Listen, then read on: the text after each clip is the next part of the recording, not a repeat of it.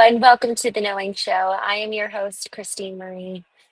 I feel so privileged to be with you all this morning. I woke up this morning and was just reminded of the need and importance for gratitude to really just train our minds to be people of thanksgiving and people of gratitude. And it is an intentional choice.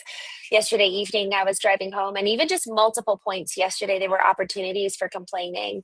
And, I've been thinking about this over the last 24 hours that to be grateful does not mean that we are ignoring reality. To be grateful does not mean that we're burying our heads in the sand and we're suppressing emotions, but rather it's looking at two different perspectives. It's like I choose this lens. I choose the lens of gratitude. And in that lens of gratitude, I am intentionally acknowledging the entirety of what is. I'm not ignoring, I'm not pretending that that's not the case. And yet I choose. And still I will be grateful. It's this concept of I acknowledge what's real, and yet I will praise him. I will praise God. I will praise him for how good he is and how wonderful this world is. And so it is always an intentional choice to express gratitude. And so if we're just kind of waking up and operating on an old program, the goal is that we're intentionally choosing, is that we're conscious. The very first step of emotional health and emotional intelligence is to be aware. And then it's to understand, control, and convey one's own emotions.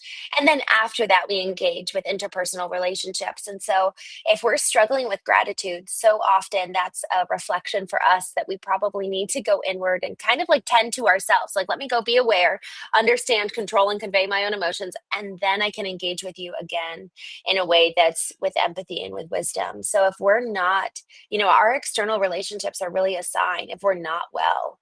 And so this morning, this Saturday, this beautiful, beautiful Saturday, this is just our chance to remember, what lens are we going to choose to view the world through? Is it going to be one of gratitude, where we acknowledge the reality of the full picture and yet still choose to be grateful, to focus on it and really put our attention and thus our energy on that which is good, that which is beautiful, that which is a blessing. There's this concept of intentionally dwelling on that which is pure and life-giving.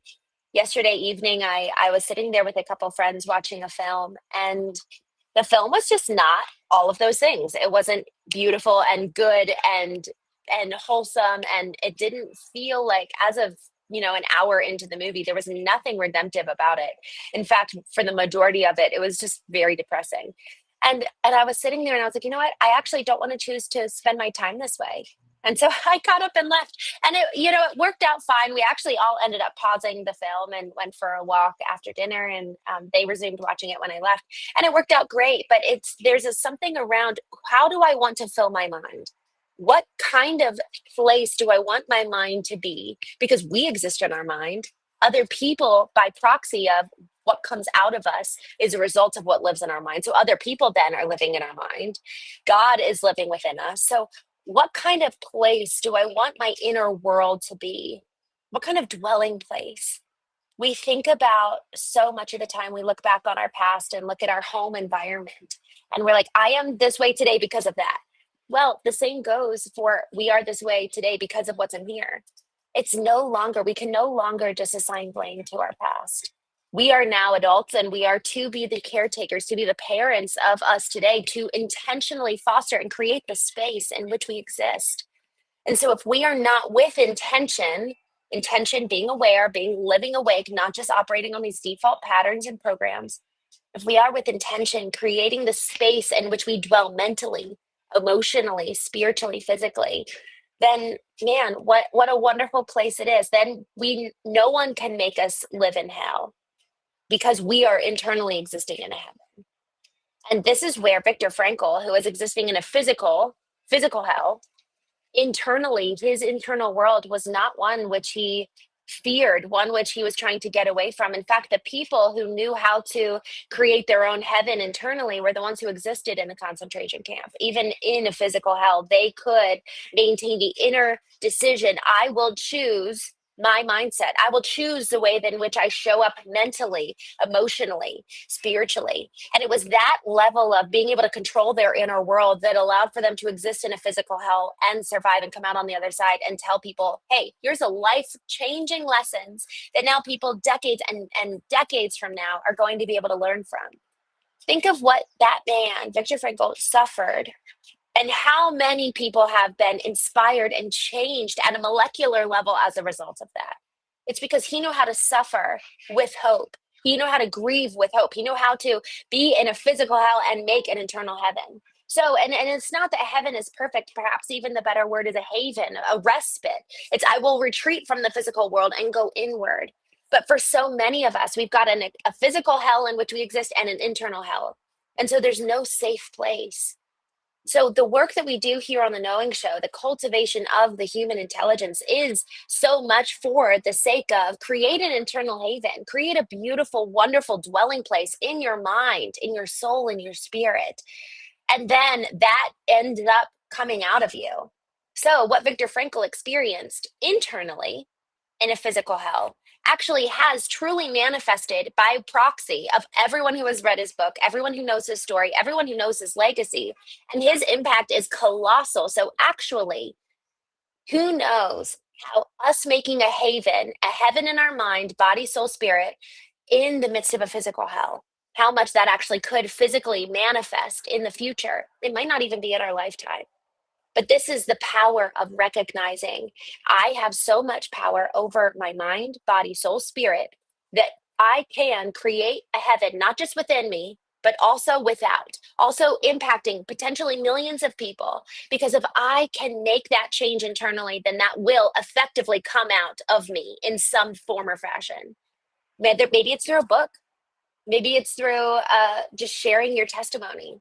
Maybe it's through your social media, which is an interesting reframe, right? On like, how could we actually use our social media profiles as a way of encouragement, as a way of bringing life to those around us? Y'all, every single one of us has a platform. Every single one of us has a personal brand, whether we like to admit it or not. And so the question is, are we utilizing it? Are we harnessing it? Are we leveraging the power of our voice to reflect which is within us? So then the question is, well, what is within us? Are we and have we and do we exist in a heaven or a hell? And only you can answer that. I was speaking yesterday with a woman. She's an architect, and we went for a little hike, and she was telling me her story, and I'm so excited. She's actually going to come on the Knowing Show and come on the Craft and Calling. And she was telling me her story, and everything looked perfectly fine from the outside. Yet every evening she would drink a glass of wine, and then a half a bottle of wine, and then a full bottle, and then a bottle and a half, and it just kept going. And finally she went to her husband. She was like, I really, really need help. She had an internal hell, even though physically her external was actually kind of like a heaven. Like everybody would have just assumed that she was so happy because she was so successful. She was getting everything she wanted. Her business was booming. So we can live in a physical hell and have an internal heaven, and vice versa.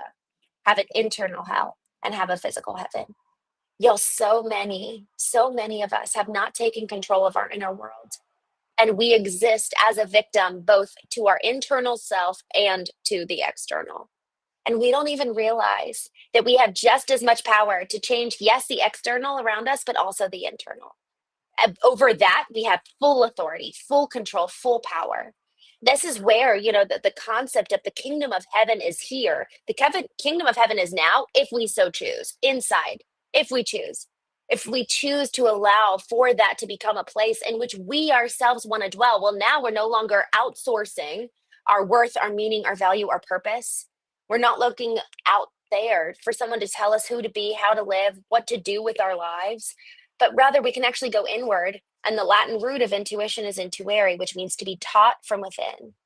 So now we're no longer being told by everybody else, but now we're being taught from within. And ultimately taught by the voice of God, which is so powerful because now you've got freaking divine access, which is amazing. In these times of quiet and kind of going inward, that's where the clearest direction has come for me. That's where I feel like I've come to learn things and know things that I've never read. And then I open the books of the great Stoics and I'm like, oh, I know that. because I was taught from within, that information, that like secret knowledge. I just love this narrative and this allegory of a man who is working in a field, and then he uncovers treasure, and he's like, oh my gosh, like this is so amazing, I'm going to go sell everything I have to buy the field which holds the treasure. Because once we come to know that within us lies a storehouse of wealth, of treasure and knowledge and insight, because we have the very creator, the one we were made like, we have access to that. Well then, geez, I want to go create something amazing with my life. I want to be a creator, not just a consumer.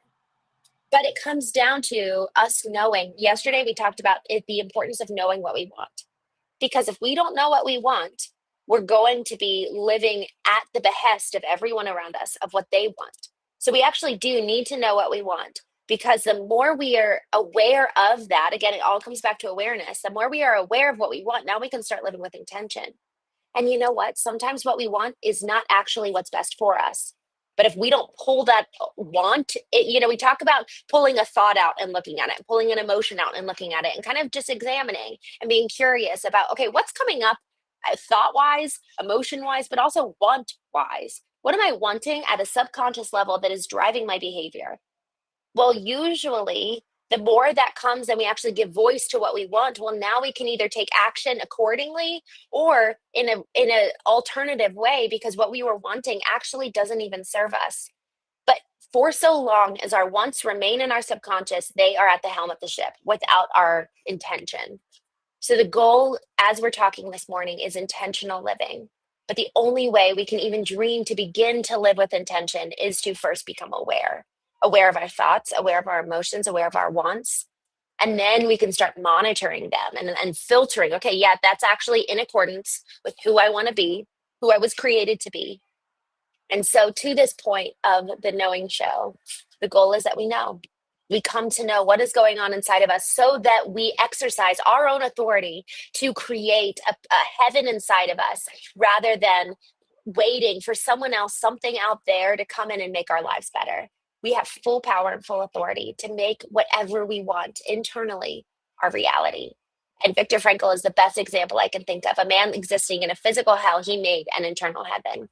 And so, with that, I am going to read through our daily lesson in A Course in Miracles. And this really is this lesson every single day. It's really about retraining, reprogramming, and repatterning our minds, because so many of us are living as the victim of the past with subconscious beliefs, subconscious wants, subconscious thoughts, emotions at the helm of the ship. And so, the goal is that we increase our awareness, we become more awake. It's like incrementally opening our eyes further and more wide, so that we can see the reality and become aware of what's going on inside of me that is coming out of me. And now, as I become more aware, now I can actually filter that out, and I can actually become the person that I say I want to be. So with that, let me go ahead and read today's lesson. Lesson 157. Into his presence I would enter now. This is a day of silence and of trust. It is a special time of promise in your calendar of days. It is a time heaven has set apart to shine upon and cast a timeless light upon this day. When echoes of eternity are heard, this day is holy, for it ushers in a new experience, a different kind of feeling and awareness. You have spent long days and nights in celebrating death. Today you will learn to feel the joy of life. This is another crucial turning point in the curriculum. We add a new dimension now, a fresh experience that sheds a light on all that we have learned already and prepares us for what we have yet to learn. It brings us to the door where learning ceases, and we catch a glimpse of what lies past the highest reaches it can possibly attain. It leaves us here in an instant, and we go beyond it, sure of our direction and our only goal. Today, it will be given to you to feel a touch of heaven, though you will return to paths of learning. Yet you have come far enough along the way to alter time sufficiently to rise above its laws and walk into eternity a while. This you will learn to do increasingly, as every lesson, faithfully rehearsed, brings you more swiftly to this holy place and leaves you, for a moment, to yourself. He will direct your practicing today, for what you ask for now is what he wills. And having joined your will with his this day, what you are asking must be given you. Nothing is needed but today's idea to light your mind and let it rest and instill anticipation and in quiet joy, wherein you quickly leave the world behind. From this day forth, your ministry takes on a genuine devotion and a glow that travels up from your fingertips to those you touch and blesses those you look upon. A vision reaches everyone you meet and everyone you think of or who thinks of you. For your experience today will so transform your mind that it becomes the touchstone for the holy thought of God. Your body will be sanctified today, and its only purpose being now it to bring the vision of what you experience this day to light the world. We cannot give experience like this directly, yet it leaves a vision in our eyes which we can offer everyone, that he may come the sooner to the same experience in which the world is quietly forgot and heaven is remembered for a while. As this experience increases and all goals but this become of little worth, the world to which you will return becomes a little closer to the end of time, little more like heaven in its ways, a little nearer its deliverance. And you who bring it light will come to see the light more sure, the vision more distinct. The time will come when you will not need in the same form in which you now appear. Oh, I'm sorry. The time will come when you will not return in the same form in which you now appear, for you will have no need of it. Yet now it has a purpose and will serve it well. Today we will embark upon a course you have not dreamed of, but the Holy One, the giver of the happy dreams of life, translator of perception into truth, the holy guide of heaven given you, has dreamed for you this journey, which you make and start today with the experience this day holds out to you to be your own. Into Christ's presence we will enter now, serenely unaware of everything except his shining face and perfect love. The vision of his face will stay with you, but there will be an instant which transcends all vision, even this, the holiest. This you will never teach, for you attained it not through learning. Yet the vision speaks of your remembrance of what you knew that instant and will surely know again. I didn't read this lesson before I got on here today. So I just love the overlap here of effectively bringing heaven to earth right here, right now. Yeah, it literally says today it will be given you to feel a touch of heaven. So obviously our lesson is spot on for today. Y'all, I had this, I guess you could say, kind of realization a couple years ago that so many people are chasing that which is external in terms of wealth, in terms of status, fame, accolades. Yet, if we are to really kind of look inward, we actually get to have the human experience. So, experience is actually a big KPI, a key performance indicator for me of a life well lived. Have I experienced life? Have I had new experiences? Have I done experiences that have caused so much joy? Have I really lived fully? One of my favorite lines in a song is, I want to live this one wild life. I want to rip it apart. And there's something so visceral about this experience of living life where I'm tasting, I'm sensing, I'm activating every part of me.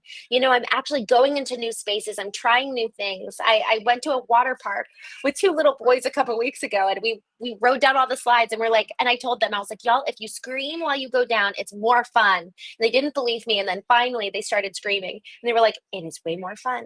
And so there's something around engaging life in a full body, holistic way. We talk about the internal self, the human intelligence, which is the intellectual, emotional, spiritual, and physical intelligences. Within the physical intelligence, we've got all these senses. And the more senses that we activate, the more present we are.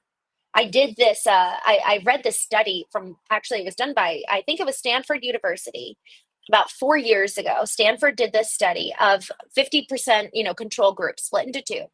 And one control group was they were studying the art of basically being happy, like what increases our happiness levels. And so they're looking at two different control groups. One control group is dedicated to planning for the next activity, and they're just charting it out, nothing fancy, but they're planning ahead. The other control group is actually building something physically in that moment, something simple, not like playing with blocks and putting something together. Now, what they found was that the happiness levels of the people who were being present in the moment, not planning ahead, was significantly higher than those who were planning for the future. which proves honestly the thesis from Stanford University was the finding that being present is to focus on the activity at hand, and it increases your happiness levels exponentially. So if we want to find more joy and experience more joy in life, be present. And so I read that and I was like, how do I be more present? And so I decided, let me activate more of my senses. And so for an example of this was I was at the beach. I posted this picture on my story the other day. I It's this image. I don't know if you can see. Oh no, it's too dark. Yeah, you can see. So that's the sunset at in Maui. I'm sitting on the beach in Maui, and I light a candle. I put in my AirPods and I listen to music, and I like can feel the sand, and I'm feeling the breeze, and I am like watching the most gorgeous sunset like go down before me, and I will never forget that moment. There's another moment where even just I was sitting in my niece's bedroom about to do the knowing show a week ago when I went home for my uncle's funeral. And I was sitting there and I just all of a sudden took a moment and I just looked up and I started noticing the leaves on the trees. And all of a sudden the world was so much more vibrant and so much more bright. And in that moment of kind of waking up, we're talking about living awake, living aware. That awareness not only lets us know what's going on inside of us, but it also kind of, man, we just all of a sudden realize what's going on around us. We start noticing people and things and the beauty of nature. How can we not live grateful? Full circle back to how we started this morning. If we want to live as people who are grateful, people of gratitude in some ways, well, then are we living aware of what's going on inside of us and then also aware of what's going on around us? Because if we are aware of what's around us, man, there are just endless reasons to be grateful. And that gratitude is the thing that trains our internal world.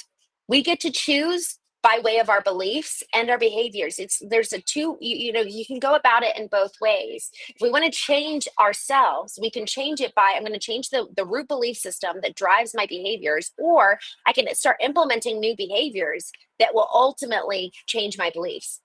It's really interesting how the mind body works and the integration thereof. So I want to jump over here into the chat and just say good morning to my friends. Wayne, it's so good to see you. Best fan, hello. I'm so glad you're here. Goose Hunter, I'm so glad to see you.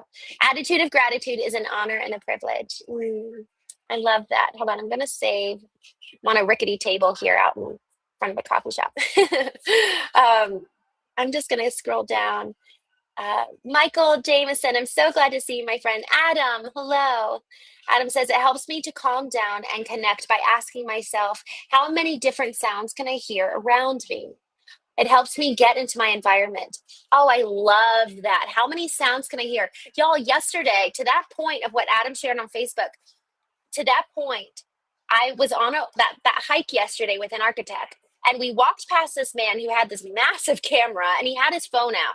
And I loved that she stopped. She asked him, she was like, "What are you looking for?" And he was like, "Well, I have this app on my phone that allows for it picks up bird noises, and then it tells me what bird that is." Which is just the coolest thing. And then he'll try to find the photos of the birds. So, Adam, to your point, I want to try that. I want to try that app. I think it's so, so, so cool. Peter Jones, good morning. Good to see you. Luke, good morning. Michael James says, beautiful image. I've been to Maui twice and loved it both times. I remember that one sunset Maui that disappeared into the sea on the horizon. It's wild how much it's like we actually have to seek to be present. It's not natural. I find myself living 10, 15 minutes ahead of time. Like literally, I'm 10 to 15 minutes into the future, even 5 minutes into the future. And how do and really, Adam nailed it in terms of sound, but even touch physically, like, oh, like I'm paying attention to this chair that I'm sitting in right now. Like, let me actually get more. This concept of grounding, I'm not using it in the way that most people use it, but I'm thinking of actually like grounding. Like if I was to ground, like in construction, not the whimsical way of grounding, but like in construction, you're grounding the pillars to make sure that they have the stable foundation to hold up the building. One of our clients is ground improvement, and they have to stabilize the ground.